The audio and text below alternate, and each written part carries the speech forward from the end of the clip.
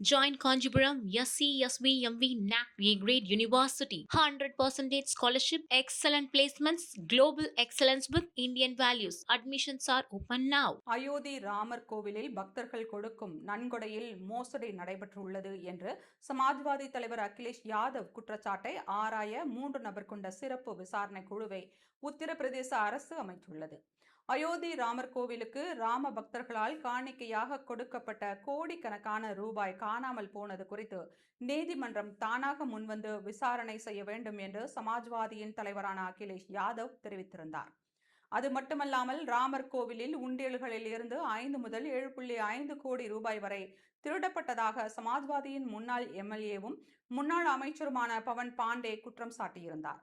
அகிலேஷ் யாதவின் குற்றச்சாட்டு குறித்து உத்தரப்பிரதேச அரசு சுதந்திரமான விசாரணை நடத்த வேண்டும் என்றும் ஸ்ரீராம் ஜென்மபூமி தீர்த்த கஷேத்ரா அறக்கட்டளை கோரிக்கை வைத்திருந்தது. இதையடுத்து நன்கொடையில் மோசடி நடைபெற்றதாக எழுந்த குற்றச்சாட்டு குறித்து பேசியுள்ள அறக்கட்டளையின் பொதுச் செயலாளர் சம்பத் ராஜ், பக்தர்கள் கொடுக்கும் காணிக்கை குறித்து அவ்வப்போது நடத்தப்படும் ஆய்வின் போது அறக்கட்டளை மற்றும் பாரத ஸ்டேட் வங்கியின் பிரதிநிதிகள் கலந்து கொண்டுள்ளனர். நடத்தப்பட்ட ஆய்வில் எந்த தவறும் நடந்ததற்கான ஆதாரம் இல்லை என்று தெரிவித்திருந்தார். இந்நிலையில் லக்னோ மண்டல ஆணையர் விஜய் விஸ்வாஸ் பந்த் IAS, காவல்துறை தலைவர் கிரண் IPS, உத்தரப்பிரதேச நிதி அமைச்சகத்தின் சிறப்பு செயலாளர் நீல் ரத்தன் ஆகிய 3 பேர் கொண்ட சிறப்பு விசாரணை குழு உத்தரப்பிரதேச அரசு அமைத்துள்ளது.